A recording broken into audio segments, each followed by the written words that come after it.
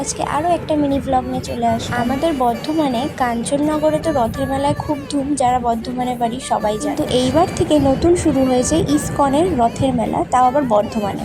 তো দুপুর থেকে খুব বৃষ্টি হচ্ছিল, বিকালবেলা হঠাৎই প্ল্যান হয় যে চলো ইসকনের এই রথের মেলা থেকে ঘুরে আসা যাক। আর কিছুদিন আগে আমার পায়ে একটু চোট লাগে, হাঁটা চলা একদমই বারণ ছিল। আমি ভাবতেই পারিনি যে মেলায় যাব। ঠিক আছে, বলে না ঠাকুর চাইলে সবটাই সম্ভব। আর এই যে আমার ভাইয়ের দুষ্টুমি থামবে না, সে মেলায় হোক বা বাড়িতে। আর এখানে অনেক রকম খাবারের স্টল বসেছে, সবই নিরামিষ খাবার। মা ওরা খাবার আনতে গেছিলো, আমি একটা সাইডে দাঁড়িয়ে ওয়েট করছিলাম। এমনিতে বৃষ্টি পড়ছিল বলে সেদিন ফাঁকাই ছিল। তারপরে এখানে সিঙ্গারা থেকে শুরু করে চাউমিন, সব খাবারই কিন্তু একদমই নিরামিষ, কিন্তু এক কথায় তার টেস্ট কিন্তু অসাধারণ। আর রথের উৎসব আর বৃষ্টি হবে না তা আবার হয়? যেতে না যেতেই আবারও বৃষ্টি।